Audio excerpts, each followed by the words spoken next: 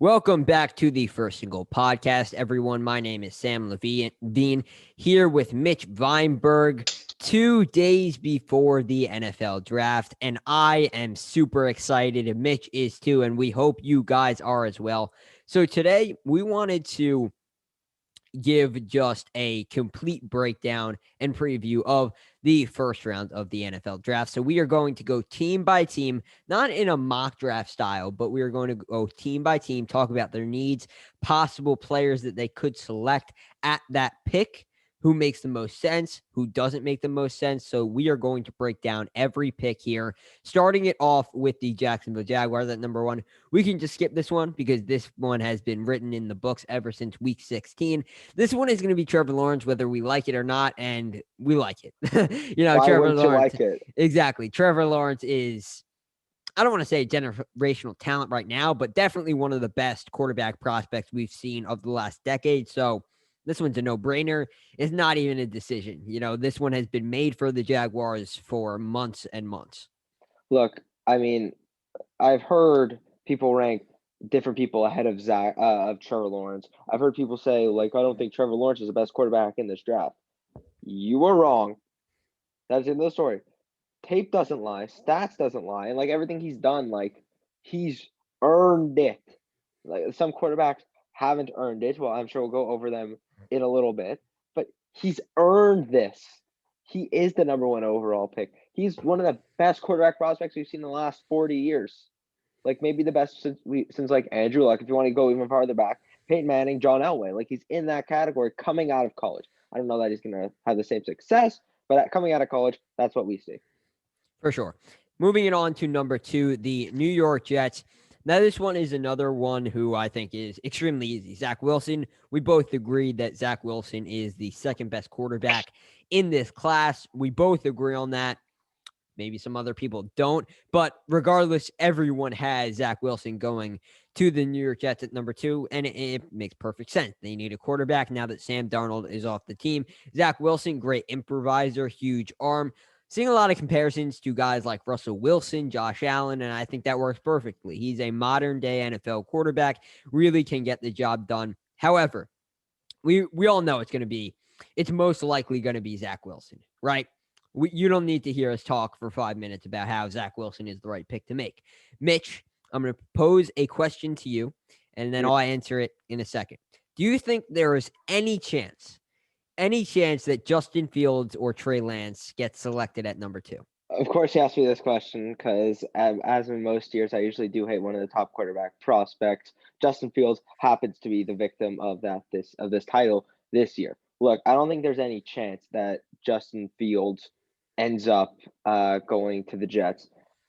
I mean, the only real thing that you could say that like is a real difference maker between Zach Wilson and Justin Fields, there's only one thing, and it's level of competition. That's it. There's no other metric I would prefer Justin Fields over Zach Wilson. There's no metric for me to say that, because when I think of my quarterbacks, I look at 3 things. I look at IQ, ability to read the blitz, and like quarterback talent coming out of the school. We already know Ohio State gets like an F minus, like recent quarterback history. They got a big F minus. Okay, I don't care about JT Barrett. I don't care about Dwayne Haskins. Okay, F. And then IQ, his ability to, like, he sometimes struggles, not always, sometimes struggles to get past the first read. That's obvious if you look at the tape. Sometimes, not every single play, sometimes he struggles. And then even if you don't buy that, then blitz. Like, you'll see on highlight tapes, this guy is amazing at getting out of pressure. But you know what? Highlight tapes are propaganda. They are what every prospect wants you to see. If you look at Sam's highlight tape, this guy is going to Alabama. But you know what? If you look at the tape, there's a reason I have there's a rereason I have a podcast and I'm not out there playing football. Got a podcast body. Exactly. Podcast body. Exactly. Yeah, not even close to football form. Is size an issue? I don't know. Does size really matter? Not a bodybuilder. Yeah. We'll get into him in a second though. Getting back on track. I I think there's a possibility. I don't think you can ever say never. I think something that, reminds me of this similar situation is kind of like 2018. First overall, when pretty much everyone expected the Browns to take Sam Darnold, they pulled the fast one and selected Baker Mayfield. Now, was anyone really shouting from the top of the mountain? No, but it was definitely a curveball, right? It was definitely unexpected. I think that's something similar here. Not that we could see, but it'd be a similar situation if Justin Fields or Trey Lance were to be taken number 2 over Zach Wilson. I think Zach Wilson is, a lot better than those two guys, and clearly, better than Sam Darnold was versus Baker Mayfield coming out of college. So not obviously a perfect identical situation, but it's a similar thing. Yes, I think it's definitely right now looks obvious that Zach Wilson will be taking number 2, and that is the way that I think it will go. But I wouldn't say that, there's zero chance that Trey Lance or Justin Fields could be taken at number 2. Now, number 3, this is not where the draft starts, but where it gets most interesting, because depending on who the 49ers take, we could see a lot of teams really rushing up to trade up to get one of these 2 remaining quarterbacks. Now, all the signs are pointing towards Mac Jones right now, who we both agree is the 5th best quarterback in this draft class, vastly behind our top 4. All the signs right now are pointing to Mac Jones, right? It's been narrowed down, supposedly been narrowed down to Mac Jones and Trey Lance. Kyle Shanahan wants Mac Jones, and the GM Lynch was saying that he looks towards Kyle Shanahan when making final decisions on offensive prospects. So, if everything that we're seeing here and we're hearing from the media is correct, then Mac Jones is clearly the pick. However, can we really trust everything that we're hearing? Is Mac Jones really the pick? I don't know, because we have to remember these leaks are being leaked for a reason, right? The 49ers aren't just out here telling the media their draft plans just to do it, right? So they could really want Mac Jones. It could be really a possibility, or they could be using this as some sort of plan to kind of throw everyone off. I don't know, but all I know is that you don't always, everything you hear from the insiders isn't always correct, especially about draft picks.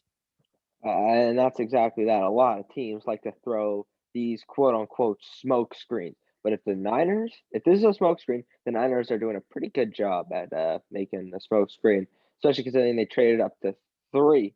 Like, got to assume they're going quarterback. They would not have traded up to 3 if they were going to go quarterback. If they weren't going to go quarterback, like shouldn't have stayed at 12 if they wanted Definitely a like a quarterback. wide receiver. But if you're trading up to 3, they hold everything basically.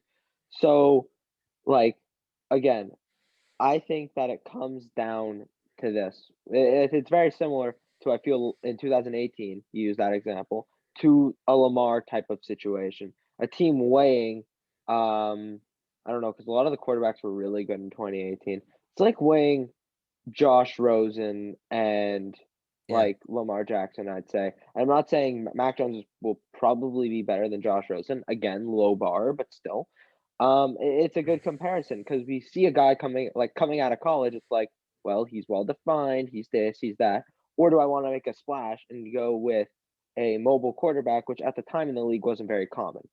So I think it all comes down to, are you going to trust the scouts, whose job is basically literally to look at players, or you're going to trust the coach? Because at the end of the day, you can't fire the scouting crew if they're right. If they're wrong, it's a different story. But if they're right, that's Shanahan's fault. But I think Shanahan knows what he wants, because Shanahan isn't stupid. Shanahan led his team to the Super Bowl last year, and because of the injury plague, weren't in the playoffs. They sucked. But now they have a choice, because if they go Trey Lance, they can keep Jimmy Garoppolo, and there won't be any issues, in my opinion. If they draft Trey Lance to keep Jimmy Garoppolo, good. If they draft Mac Jones, they have to get rid of Jimmy Garoppolo. There's no excuse for that. Trey Lance isn't ready. Mac Jones, it's now or never for me. agree. I think you look at the quarterback position, at number 3 for the 49ers. And I don't understand. I really don't understand why this is much of a decision for the San Francisco 49ers. You could argue. I think Justin Fields and Trey Lance are kind of interchangeable at number 3 for me. So I don't really, when you're talking about scheme fits for the 49ers, available prospects, no one fits better than Trey Lance. I mean, Trey Lance fits very well into the system, and I really don't think Mac Jones does that well. Trey Lance's skill set is very will thrive in the offense of the 49ers and of Kyle Shanahan. And that seemed like something Shanahan would value to me, something that he would take into account heavier than it seems like he is at this point with Mac Jones, because Trey Lance has more talent. He's the better quarterback prospect right now, and he fits the scheme better. To me, it just doesn't line up why, this team likes Mac Jones more supposedly at this point. So I really do believe it is down to Trey Lance and Mac Jones. I believe those rumors. Would I be surprised if it was Justin Fields? No. Yes. Really? Like, it's cause the smoke screen. I hear every single major media outlet. That's like in the 2018 draft basically in the 2018 draft, the Giants basically said they were gonna take Saquon at 2. Like, it was basically a lock, obvious. And then they ended up going with Sam Darnold at 2. Like, would you be surprised? Like, yes. But I feel like you can't really compare like a quarterback, running back, like I don't know. When the media says something and then it doesn't happen, it's a big, oh my God, wow, what happened? Like Deshaun Watson, like, is he gonna get traded? Everyone's like, yeah, he's gonna get traded. Then he didn't. It's just like, whoa, wait a second. Like, I wouldn't say it's a bad. I'd say it's a pretty bad comparative, but like the media says something, it's like, well, I'm shocked. But like the move itself isn't surprising. It's just that the media was wrong, and that surprises a lot of people, myself included. And I'd like to make it known, I do not hate the Ohio State University. I do not hate them because everyone's targeting me. I get it all the time. You hate the Ohio State. That's why you hate Justin Fields. Wrong. I love Joey Bosa. I love Ezekiel Elliott. I think Curtis Samuel is fine. Michael Thomas is absurdly underrated because he had a bad year. There you go. Is that enough for you, Ohio State people? OHIO. Good for you. Just when it comes to your quarterbacks, you cannot name me one good one in the history of the NFL that came from your school. You cannot. You seem really bothered by this Ohio State thing. I get it all the time. I get it too much. It's similar to Tua. Like, oh, Tua this, Tua that. Yeah, you're wrong. You're wrong. Listen, I honestly think Justin Fields here at number 3, Justin Fields or Trey Lance would be a good pick. I think you can't go wrong with either one, in my opinion. Mac Jones, not a fan of. Wouldn't love the pick. Can the 49ers be successful with him? Yeah, of course. He's a really smart player, good facilitator, but he's not going to make those game-winning plays for your team. That's why I think Trey Lance or Justin Fields is just the better pick, because those guys can do that. And the 49ers are a team that are looking to win a Super Bowl right now. And obviously either Fields or Lance, considering their playing style, will have more of an opportunity and will be more likely to take that team to the next level. Now, coming up here at number 4, this is again one of the more interesting picks in the top 10 of the NFL draft. Do they go Kyle Pitts? Do they go quarterback? Do they go Penei Sewell? Or do they go Jamar Chase if they trade away Julio Jones? This is, again, interesting. I have firmly held on to the quarterback bandwagon. You're sitting here at number 4. You're going to have the opportunity to get one of Trey Lance or Justin Fields. Again, I think that's a home run. And sitting here at pick number 4 with the opportunity to get someone of that caliber play, someone that good of Lance or Fields, doesn't roll around every year. In most drafts, Fields or Lance would probably be the top quarterback. And right now, Fields or Lance, pick either one, would be the top quarterback in 2022 for me. So clearly, you hear it a lot. You hear it often. The 2022 quarterback class, as of right now, obviously a prediction, based off of what we've seen so far, isn't that good. And obviously, the Falcons are just going off of the knowledge that we have right now. And right now, next year's quarterback class isn't that good. So sitting here with the opportunity to get a franchise quarterback potentially in Fields or Lance, I think you have to bite on that because either of those guys have top 5, top 10 quarterback potential. All I have to say to everybody is relax with the quarterbacks. Okay, I get it. Next year's class, it's not great. And Atlanta, next year Matt Ryan contract expires. He's heading towards the old age of 40. I get it. But first of all, they should go Kyle Pitts. I mentioned Hayden Hurst. Ooh. Yeah. Yeah. But like, are you really gonna let Kyle Pitts and Hayden Hurst? I don't think I have to go on a whole Listen, big I can't rant complain. I can't as to complain. why. But I think that you give Matt Ryan another shot. And the reason I'm not saying go ahead, like get a quarterback right now is interesting enough. The bigger rumors that we've heard coming out of the last 3 days, I'd say the biggest rumor Mhm. is Julio Jones is going to get traded. Yeah. Top 15 receiver ever, top 15, top 20, wherever you want to put him. That's as high as I want to go, people. So I think that it's interesting that could they package him for a young quarterback? Yes. And I think that's something they could probably benefit from greatly.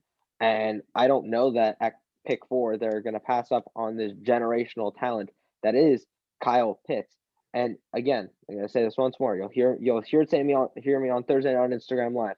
People need to relax, okay? Because if the Falcons don't take a quarterback, everyone's going to be training up. Blah, blah, blah, blah. Relax. Teams have their priorities. It's not always about making a sexy splash. It's about doing what is right, fitting your positional need. And is going quarterback the positional need of the Falcons? No, not this year anyway. I think that next year, that's when you have to start making aggressive moves for quarterback. Not this year. This year, you go after one of the best tight ends I've seen in years.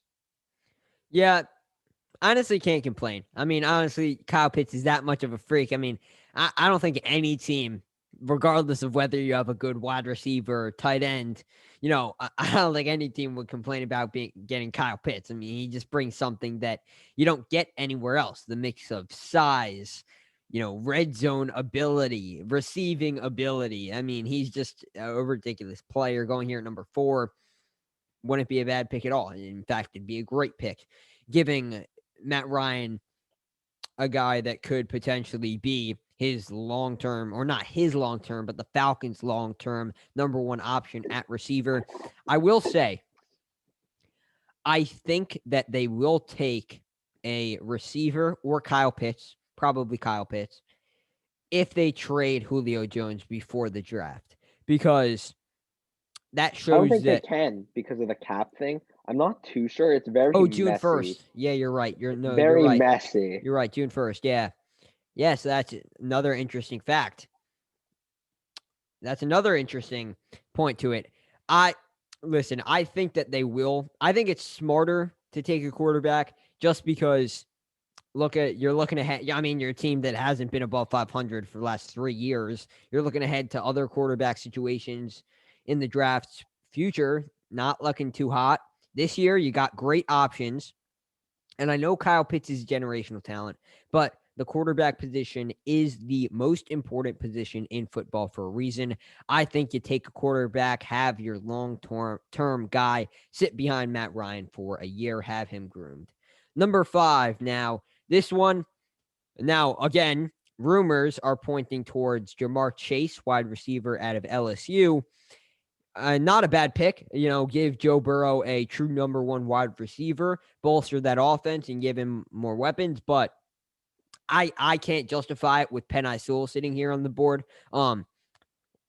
Probably the best tackle prospect we've seen since Trent Williams, and that's really saying something. I mean, Sewell is a fantastic prospect. With him sitting here and such a terrible offensive line that the Bengals have, it makes absolutely no sense for them to pass on this guy. I mean, tackle is, I've said it a lot since the Super Bowl, but it's clearly and evident why I've been saying it. It's the second most important position in football. And wide receivers, yeah, you love to have them, but they're not nowhere near as important as the tackles, right? And Penei Sewell, better prospect than Jamar Chase, better player at more of a position of need. Take him. Don't look back. You don't look back right as you get up to the podium. It's not a mistake. It's a great move. I mean, look, a layup is just as good as a deep fade. Like, you're getting 2 points either way.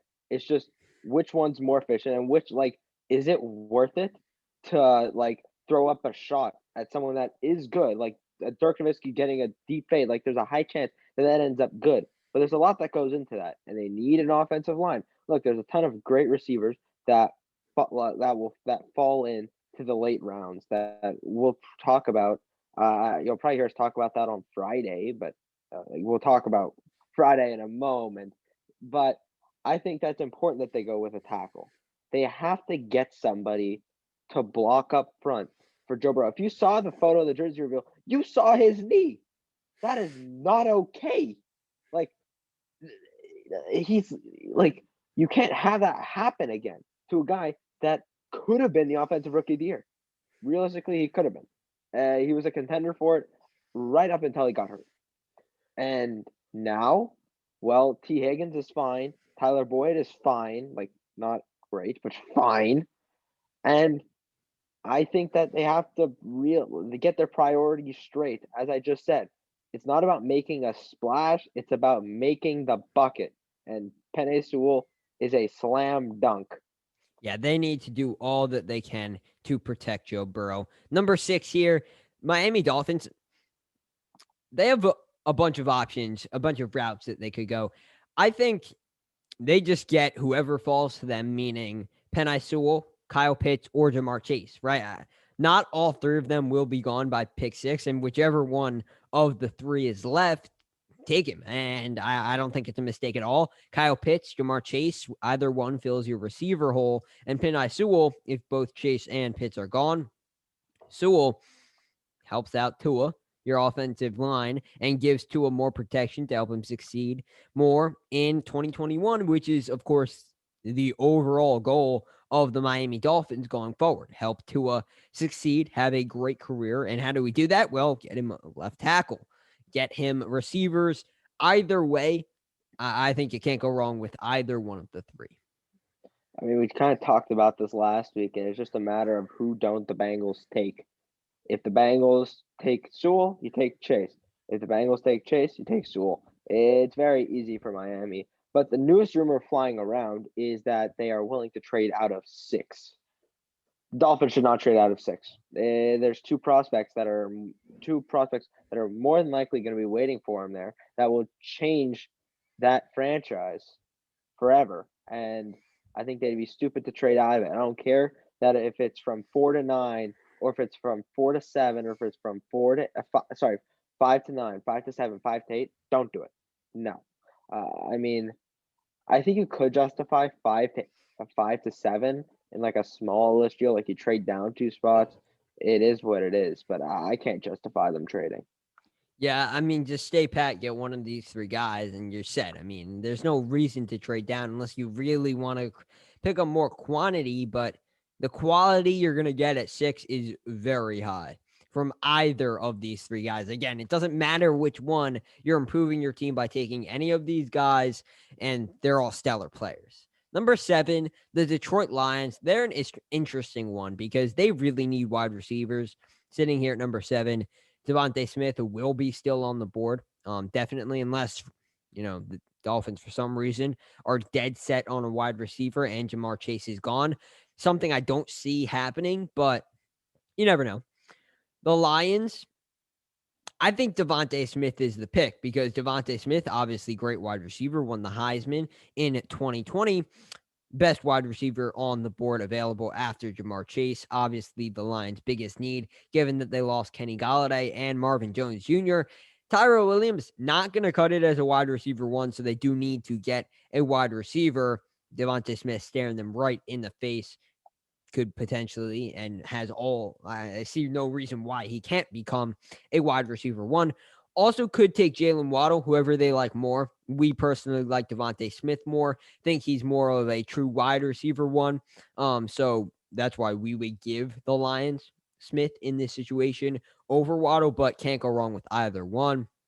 Also, I think Micah Parsons is a guy to keep an eye on as a linebacker because linebacker is a really big need for the Detroit Lions. And also can't forget, Matt Campbell is more of an old school type of, I believe, or Dan Campbell, excuse me. Dan Campbell, more of an old school type of head coach, more of a, ground and pound type of guy. So wouldn't be surprised at all to see him take a linebacker first round, especially with a guy like Micah Parsons on the board. Absolutely, but I think if they were going to go Parsons, I'd recommend trading down probably to 9. I think they can get a bit of value if they're just going to go Parsons. But again, people love to talk as we spoke about a little earlier. Devonta Smith, the Heisman Trophy winner. He's too skinny. Are you kidding me? Are you serious? Football players are not bodybuilders. Okay, that's what he quoted that, and I think that's true. You do not have to. Not every wide receiver is DK Metcalf. Not every wide receiver is going to be built strong, ripped. Like, relax yourself for a second. Okay, he won the Heisman Trophy in the hardest conference in college football. I think that's enough. Like, I'm not saying that like he's gonna be like the next all-time great wide receiver, but like the Heisman Trophy often doesn't lie. It often doesn't. It often shows a player's true talent. And Devonta Smith beat out every single player with reason, and I don't disagree that he should have won the Heisman. And we don't love to talk stats here, but stats, they were pretty good. They were pretty good this year. Pretty Yeah. good. Yeah, 23 touchdowns.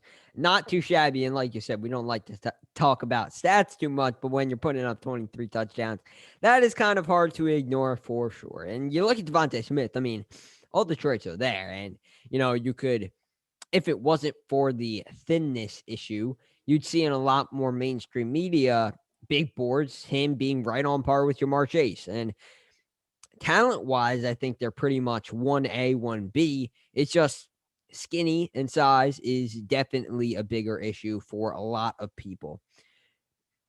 Number 8 now, the Carolina Panthers. This is a team that, almost looked like they were definitely taking quarterback until the Sam Darnold trade happened, and it looks like they are not going to take a quarterback.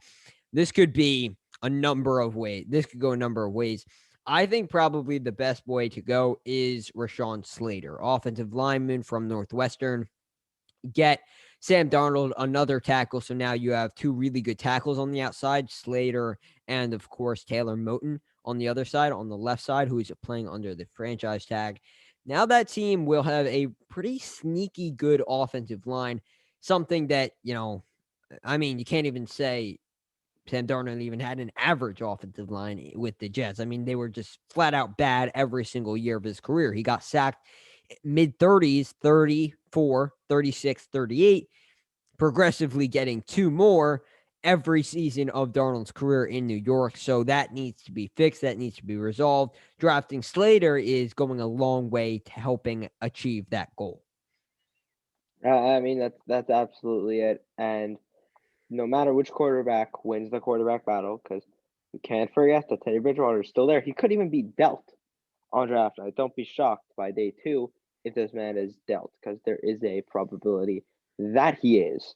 So, I mean, look, then the Panthers went all in defense last year. Good. Go all in on offense this year. And if the Niners, I know if the Falcons elect not to go Kyle Pitts, he can fall there. And if you go with him, oh man, you have Oh boy.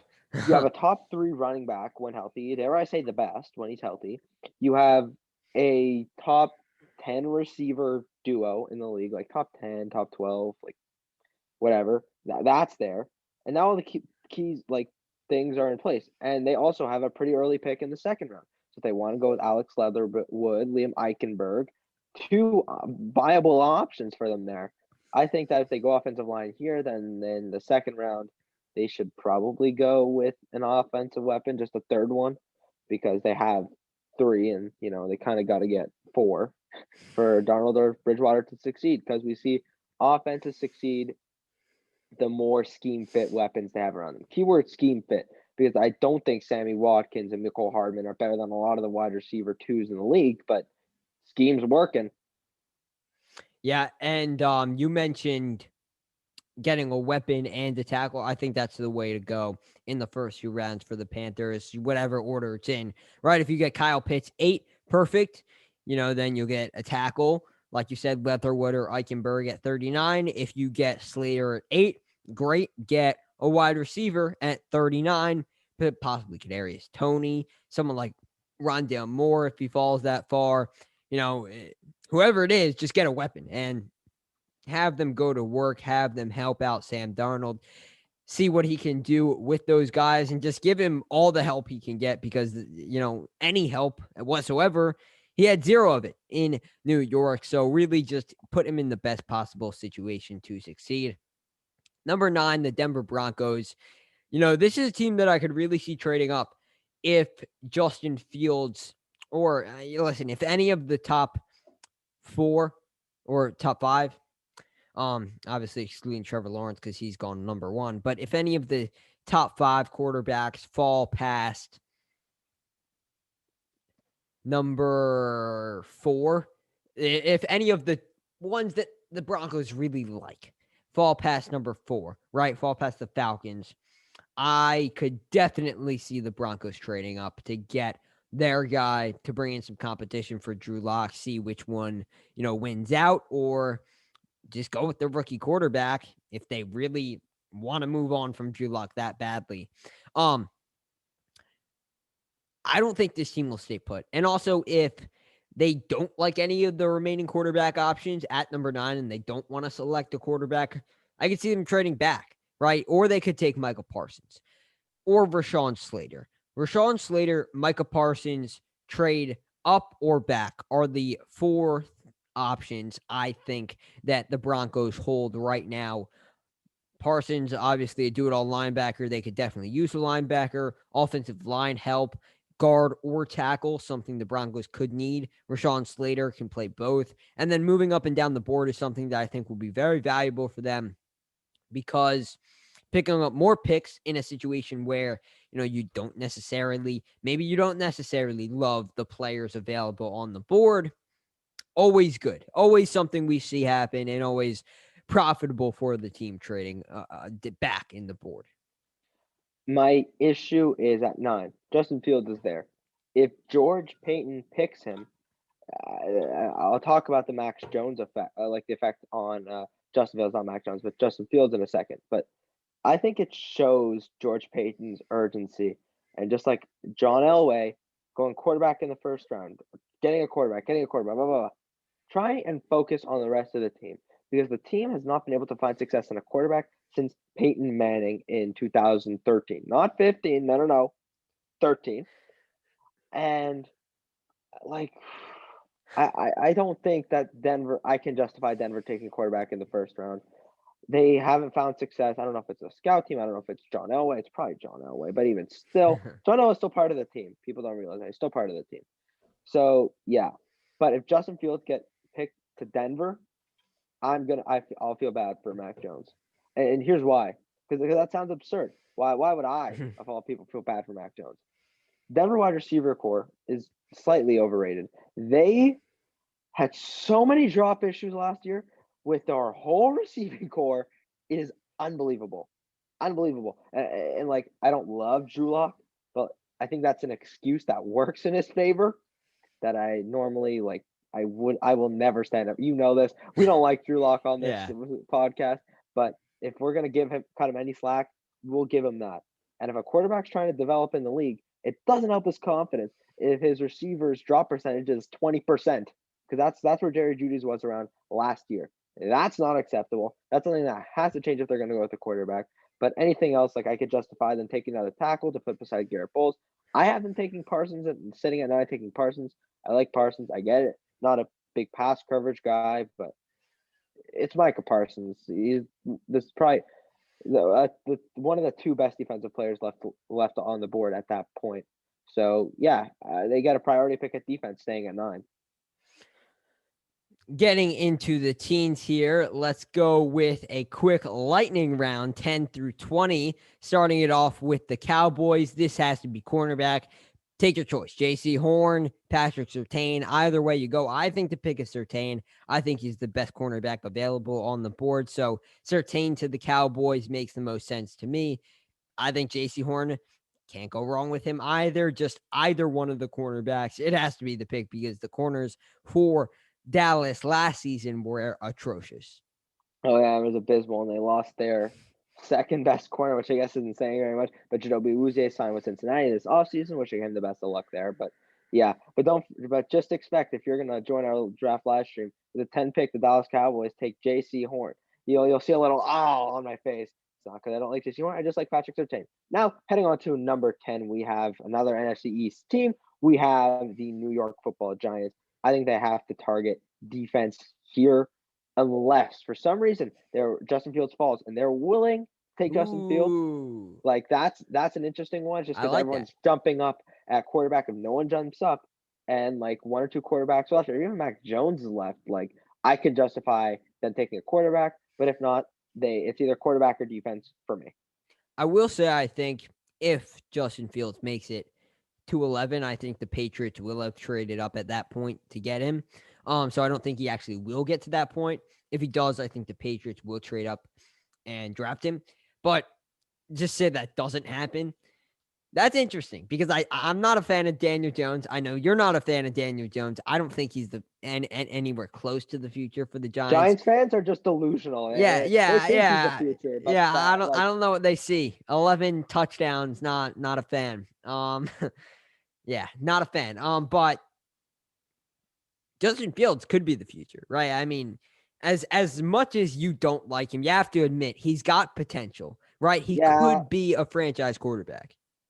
like he has the potential, but just as a prospect, I don't love him. But I Yeah. think like what he brings a lot to the table that's really Mhm. good.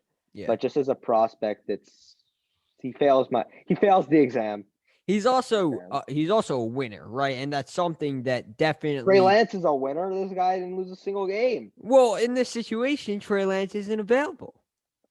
Yeah, hypothetically, he's not available. If anyone's gonna slide, I think it'd probably be as much as I don't like it because I like Trey Lance a lot. I think it'd be Lance if anyone slides. Yeah. Okay. I also think Jalen Phillips and Quiddy Pay are realistic possibilities here at 11 if they're going to go edge rusher. I'd probably say Quiddy Pay more. I just think he's the better player and doesn't have the injury history. As much as I like Jalen Phillips, as good as a player I think he is, those injuries are a little bit scary. I mean, you don't know if that's going to come back to haunt him later on down the road. So Quiddy Pay definitely the safer pick, and right now I think he's the better prospect. Let's keep it moving here as we continue down the lightning round. Number 12, the third NFC East team in a row. Number 12, the Eagles.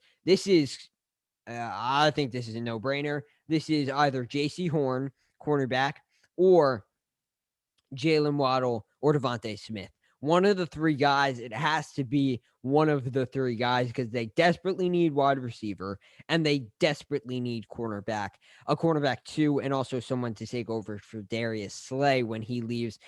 They need wide receivers for Hurts and they need corners really badly. If for some reason both J.C. Horn and Patrick Surtain are gone and Jalen Waddle and Devontae Smith are gone, then take Micah Parsons if he's still on the board, which not sure he will be, but if he is, then take Micah Parsons. But I don't see in any world how all five of those guys will be off the board by number 12. I mean, if I'm the Eagles, take the best prospect. You guys are in for a tough one these next 2 years, but I think they just got to take the best available prospect. Now on to the probable rookie of the year, the Chargers. Yes, that was a joke because whoever the Eagles pick, the person after them will be the rookie of the year. It was a great joke. I stole it from a guy from TikTok. I'd love to credit him, but I don't remember who he is. He always does funny draft jokes. But yeah, with the Chargers, I think they have to go offensive line. One of my favorite hypothetical trade ups is they go all in at 4 Penei Sewell, but presumably they don't do that. And assuming that Rashawn Slater's off the board at this point, I'm going to take Christian Darrisaw out of Virginia Tech. I think that's a great pick for them. Their offensive line, it's getting slowly better, but now they have to do something about it because they're in they're in striking distance. They're in striking distance. Yeah, I think you can't go wrong with Elijah Vera Tucker or Christian Darrisaw. Either way you go, you're getting a very good tackle in Tucker's, situation. He could also play guard, but either way, you're getting a very good tackle slash guard to be a stronghold on your offensive line. And then if you do that, you have a really underrated offensive line. If you're the Chargers, you have Corey Linsley, one of the better centers, one of the best centers in the NFL, and a really young tackle to help your young quarterback stay clean. Number 14 now, the Minnesota Vikings. This is a team that I think takes whatever offensive lineman that the Chargers don't take. So if Christian Darrisaw is still on the board and Elijah Vera Tucker is taken, then Christian Darrisaw is a Minnesota Viking. And if it's vice versa, then Elijah Vera Tucker is going to the NFC North. He's going to play for the Purple People Eaters. Now, this is a team that has been drafting offensive linemen a lot in the first couple of rounds, and they haven't really quite hit the mark yet. I see no reason to stop. It's their biggest need. And here, sitting at 14, they're going to be very good options. So continue to do it. Take one of the two guys, Darrisaw or AVT, and I think you get really good value out of either of those. I mean, look, they just got to take offensive line. I think the Vikings have like no major holes, so like, I mean, they could. I think it's important that they go offensive line. I think interior offensive line is very important for them anyway. So heading on over to the 14th overall pick. Okay, not very lightning. Let's see if we can actually get a little more lightning. The Patriots, as we discussed, they're probably going to end up trading. But if the NFL no trading and everyone decides to relax, a quarterback could fall. I'm not even kidding. Everyone needs to relax over here. If everyone's taking their number one team need, no trades, he falls. But people are going to trade up, and because the quarterback market next year, assuming all the quarterbacks get signed to a lofty, like expensive deal, which most will, then yeah. But look, if Bill Belichick likes a prospect, then it's like, well, okay. If the Patriots end up trading up and getting Fields, he's gonna make me eat my words. If I trust anyone with scout, actually, that's not true. Bill Belichick has been doing a rather terrible job at scouting as of late. So I don't know that I'll take his word for it, but if anyone can turn a star player into something special, it's him for sure. But like you look at their past draft history, like Bill Belichick's regarded as the greatest coach ever. Like the past 5 years, he hasn't hit like over like 30 prospects. He's hit on two, Michael Onwenu, and well, yeah, that's about the extent of it. Jacoby Myers. Rising Late star, pick. rising star. For sure. I think Okay. he's failed to find success in the early rounds almost ever. Yeah, When was the last time they nailed a pick in the first round? When was the last time that not only did they nail a first round pick, but their sixth round pick or fifth wasn't their best player? Like, Yeah, I mean, Tom Brady, Michael Onwenu, Julian Edelman. I think Danny Amendola was a fifth round pick. I mean, they hit in day three. I mean, they're not made in day one. Anyway, this is a team that I think really needs wide receiver. So if all the quarterbacks are off the board and they don't trade up, and J.C. Horn, assuming both cornerbacks, top two cornerbacks, are not available at this point, I think we could definitely see Rashad Bateman go here because Rashad Bateman could be a true wide receiver one for your team. Now, the Patriots are a team that doesn't really have that guy, even after signing Nelson Aguilar and Kendrick Bourne in free agency. Julian Edelman retired, and even still, they don't have a wide receiver one. Just get another young guy in the room, see what he can do, because this is probably the biggest need for the Patriots in terms of value that they can get back, right? So, quarterback, if they take a quarterback, assuming that all the top five guys are gone, it'll be clearly a reach. Cornerback, top two guys are gone, probably reach. I don't want to say it'd be a reach on Farley, just the injuries are a little bit concerning. But if you take Bateman, you're getting a guy that could potentially be really, the best offensive skill position player on your team and a true wide receiver one. I mean, the Cardinals, it's like they have to win now, as we mentioned. But this is a team that's been very involved in the offseason. So now is the time to strike. You're in a tough division, okay? We're not going to sugarcoat it for you guys. You guys have also not found success in 100 years of history. Can you turn the tides now? Hopefully. But, like, the Cardinals are very, like, they've been doing a great job of their scouting. I think Isaiah Simmons will find his footing, and the team will look a lot different next year. So at the end of the day, like what's in it for Arizona? There's a lot. There's a big potential that they can do something big in this draft, and I ultimately think that they will do something pretty big. Now on to a team that also has been doing a terrible job of drafting over these past few years, the new Las Vegas Raiders. Look, they've screwed up numerous times in the draft. Pick an edge rusher. For the love of God, Clelin Ferrell was brutal. What is that? My friends and I still joke about that to this day. You have the 4th overall pick. This guy. Okay.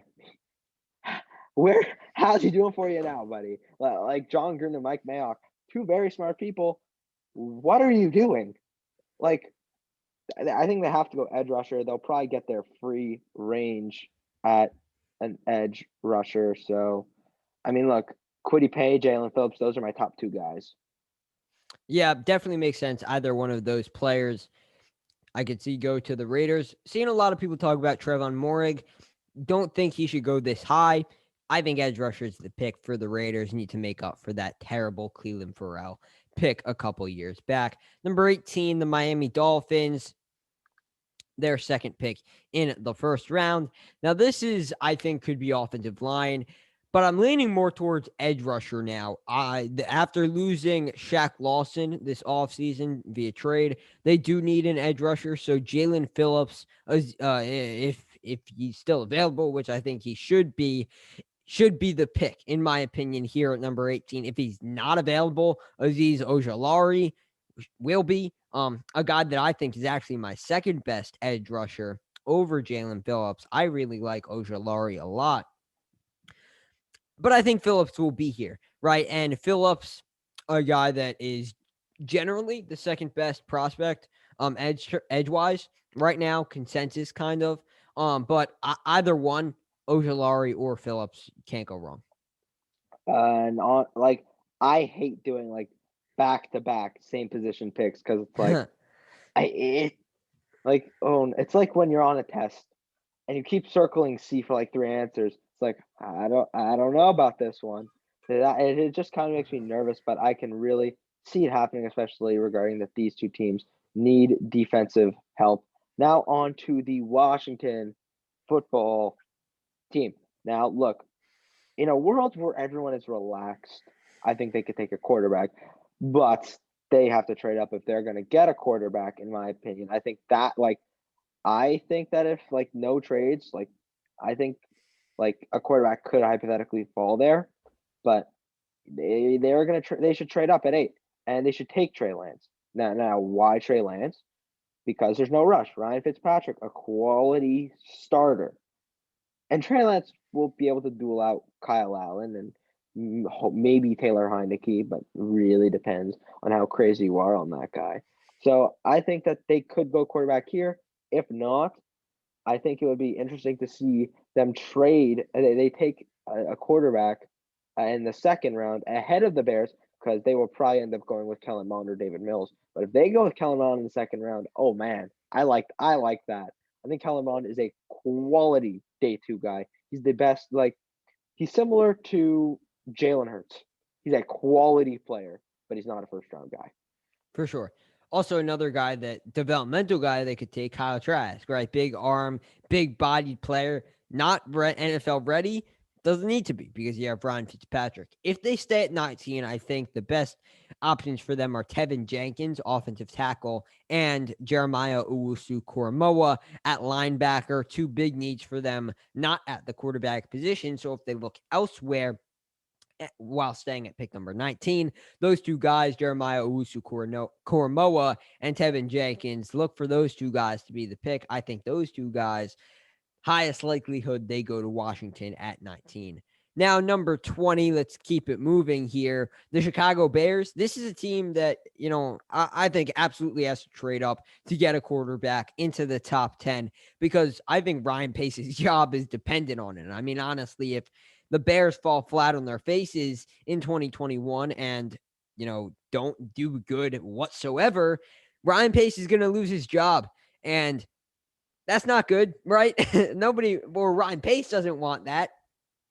So, what can he do to combat that? Well, trade up in the top 10, get a young quarterback who has a lot of hype around him, bring in a lot of excitement from the fans, from the media, and see what your young QB can do for your team. I think his job is riding on whether he can trade up and get one of those top 5 quarterbacks. I mean, look, in all likelihood, that's not happening. Okay, Bears fans, no. But what I can tell you is this: do not rule out the possibility that they end up reaching on a quarterback at 20.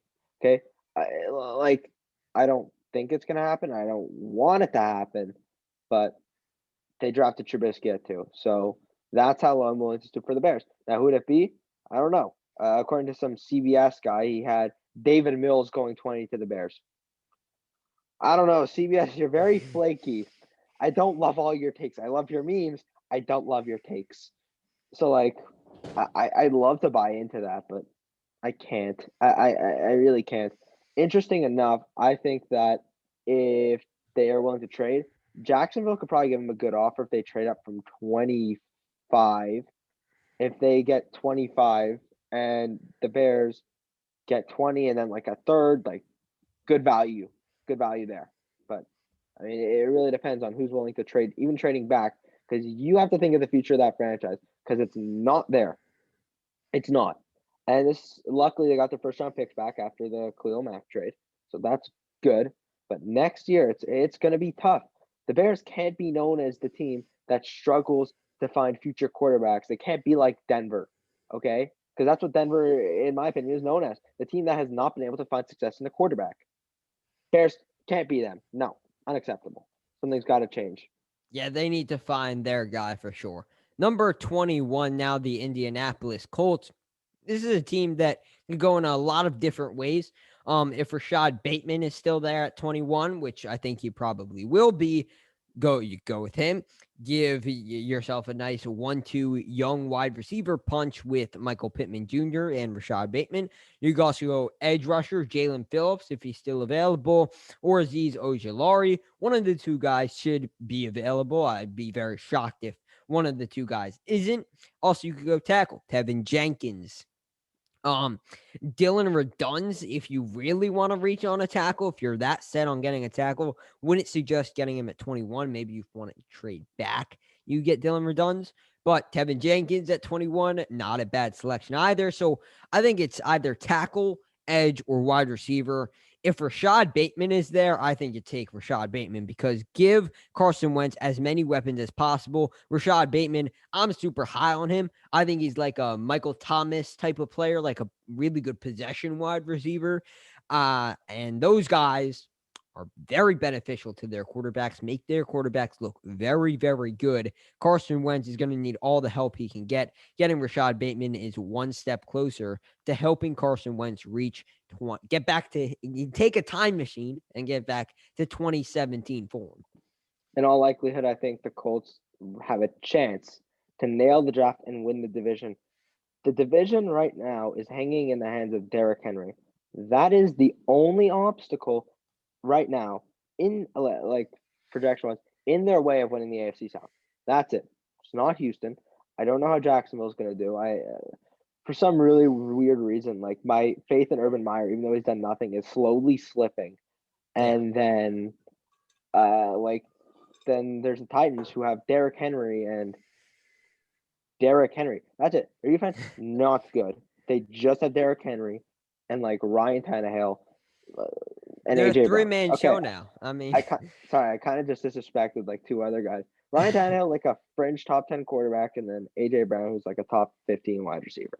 Sure, okay, fine, but this is a very winnable draft. Now talking about the team that I kind of just threw some major shade at, the Tennessee Titans. Hey, how you doing? Take another wide receiver. You lost Corey Davis, Elijah Moore, or Rashad Bateman if he's there. I think two quality guys that definitely just fit as like a quality wide receiver too, because that's all they need.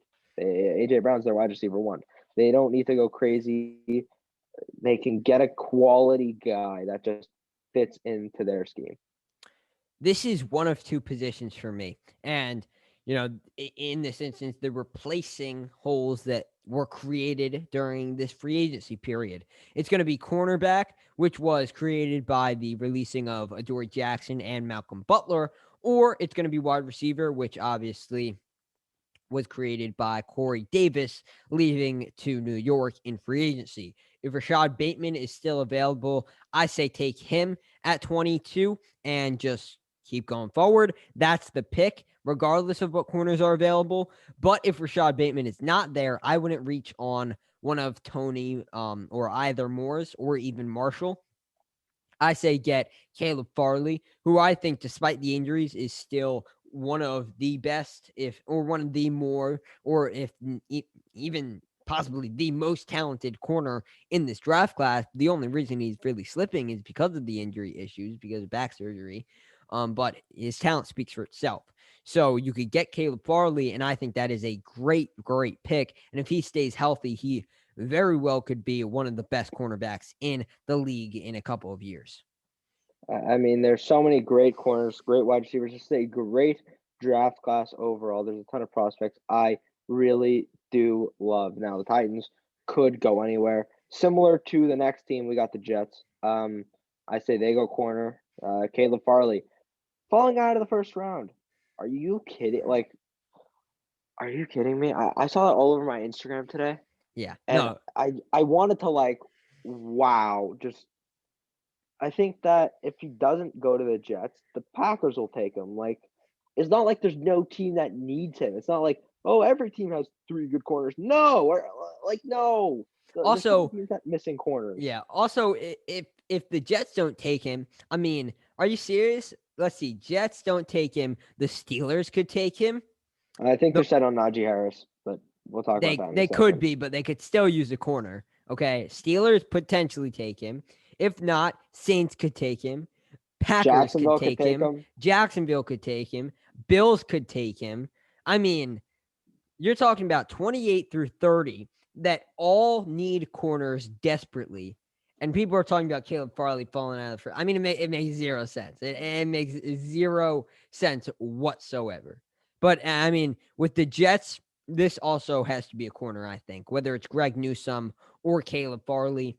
Whichever one doesn't get taken by the Titans, if any, if they do decide to go Rashad Bateman, if he's still there, then great. You have your pick of Farley and Newsome, and you can't go wrong with either one. Either one is very good. I think Farley is better. I think Farley is the better player, but Greg Newsome obviously doesn't have the injury history and still a very talented player. So either way, you're getting a guy that could potentially be your cornerback number one long term for the New York Jets. This is something that, I mean, the Jets barely have a starting caliber player at the position. So clearly something that needs to be upgraded. Can't go wrong with either one of these guys. You're muted over here, Mitch. I apologize. My mom came upstairs, All so good. yeah. All right. So I think the Jets again are a team that just kind of need everything, so they can realistically like it is what it is, man. The Jets really have to nail this draft. Now, the Steelers, I don't remember who reported it, but I saw it on Catch the Blitz's Instagram. They're pretty set on picking Najee Harris at 24. I agree with the pick. Like, according to Ian Rappaport, okay, that's top three most reliable sources I have for you in the NFL. It's him.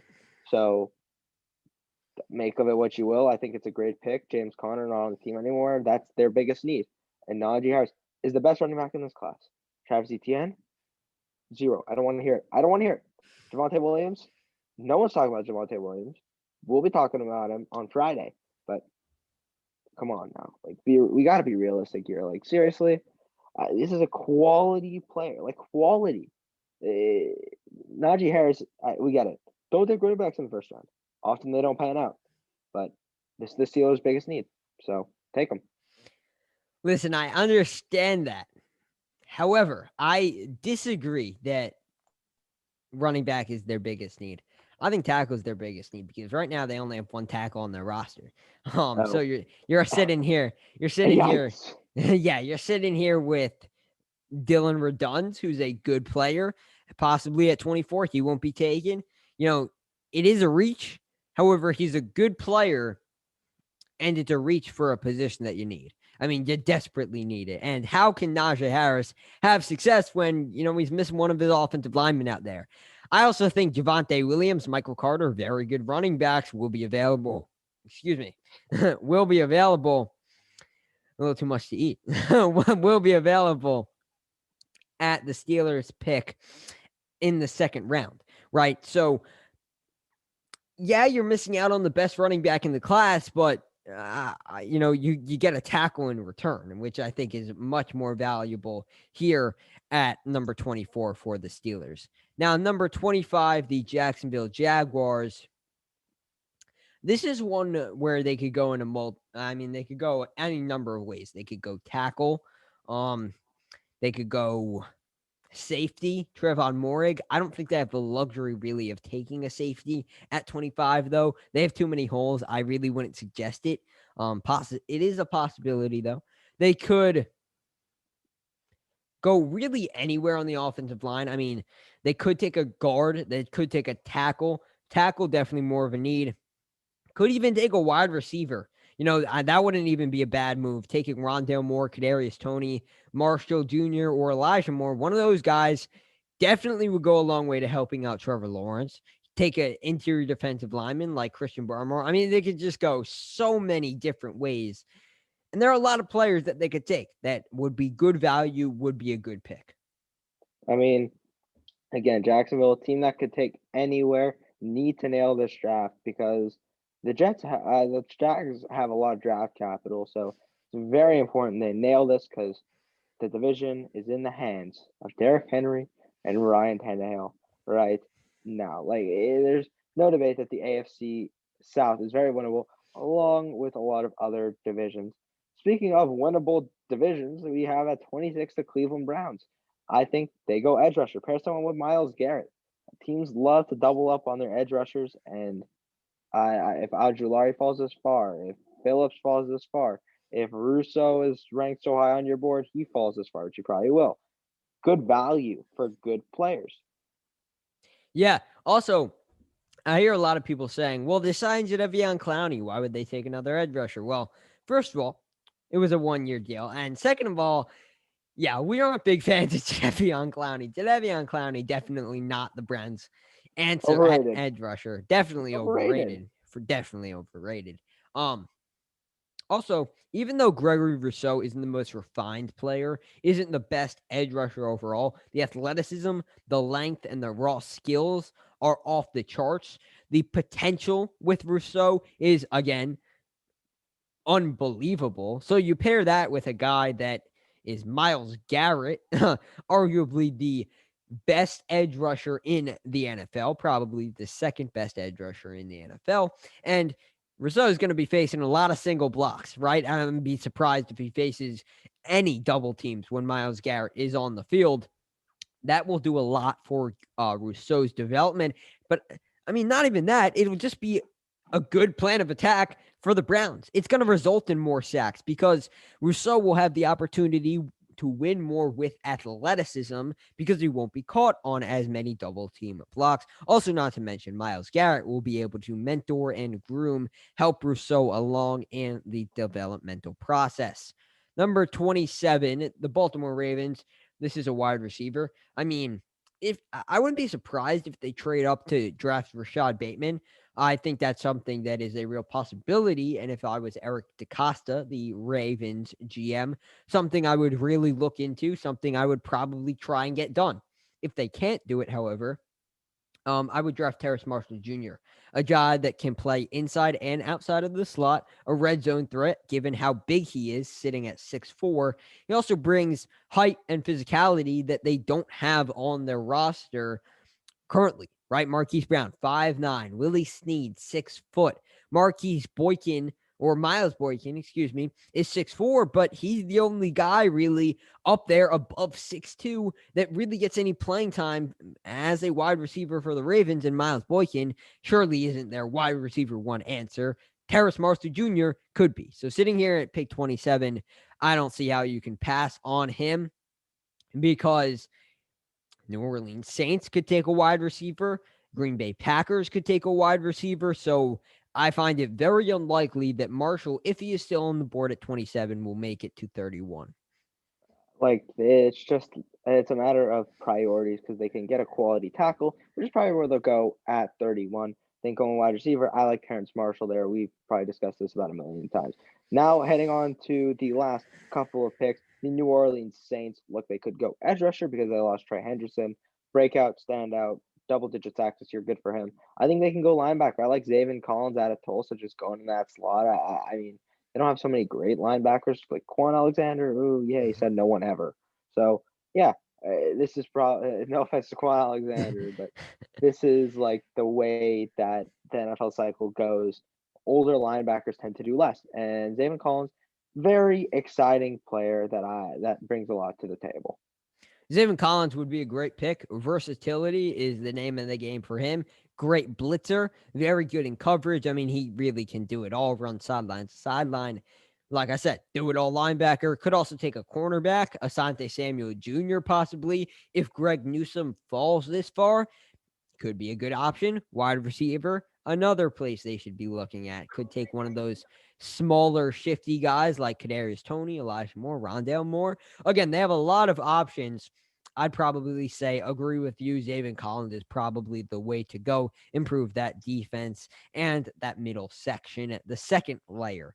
29 Green Bay Packers. Now, this is one where I'm seeing a lot of wide receivers go to them in mocks. And as a Packers fan, I don't really want a wide receiver in the first round. And also I don't think it will happen. You talk about the Packers, they don't really draft smaller guys. They really stick to their standards when it comes to wide receivers and really skill positions, right? They want guys above 6'1, 6'2, more physical players, more refined players. That isn't Rondell Moore. That isn't Kadarius Toney. That isn't Elijah Moore, even though it is said they do like Elijah Moore. Um, you know, those aren't the types of players that the Packers look for in a wide receiver are not the types of players that are available at wide receiver here at pick 29. And also, I just don't think it's smart for them to take a wide receiver. I mean, they need cornerback vastly more than they need wide receiver. They need interior defensive line vastly more than they need wide receiver. I mean, I'd say they probably need a tackle just as badly as they need a wide receiver, linebacker more than a wide receiver. So that's three defensive positions that they need more than a wide receiver. All positions I think they should be taking before they think about taking a wide receiver. Cornerback is the biggest issue for me. If Greg Newsome is still available, great, take him. Really good scheme fit, great player. If not, take Asante Samuel Jr. because Asante Samuel Jr. I think will 100% still be on the board. I think you kind of just hit it right there. You know what I'm talking. You know about the Packers more than I do. Now the Bills. Look, I think they could probably go running back here simply because we've discussed this numerous times. They need a running back, but I think they can probably go benefit better from edge rusher. I think Greg Russo falls as far, and that is great quality drafting from Sean McDermott and his crew in Northern New York. Greg Rousseau, if he does fall this far, could absolutely be a great pick. They definitely need an edge rusher, a major area that they were lacking in 2020. Also, Jason Owe, if Greg Rousseau is off the board, another raw athletic prospect with a lot of upside. Not the biggest fan of his, however, does bring a lot of upside to the table. So, edge rusher, I agree with you, I think is the way to go here at pick 30 because I'm not the biggest fan of taking running backs first round. I mean, we discussed it. Do not love it. Now, Ravens, we kind of just discussed what they're going to do here. tackle, probably more likely than not. So we'll just skip that. And now on to the Super Bowl champion winning Tampa Bay Buccaneers. I think they could probably go edge rusher, replace JPP next year. I think that is I think that'd be a winning strategy. Jason Owe out of Penn State, like we don't love him, as you mentioned, but quality there, and a lot of the best edge rushers will be gone by then. So that just makes a lot of sense. Maybe even a wide receiver 3. But again, Scotty Miller can fit into that role. I like Scotty Miller a lot. Fantasy savior. Hmm. Yeah, they could also definitely take a defensive back. If Trevon Moehrig is available, it wouldn't be a bad pick at all. Help out in coverage there. Elijah Molden, maybe a bit of a reach, but definitely fits what they are looking for, kind of that safety nickel hybrid. So they have a lot of options. If Christian Barmore is somehow still on the board at 32, you know what? That could be a very good pick as well.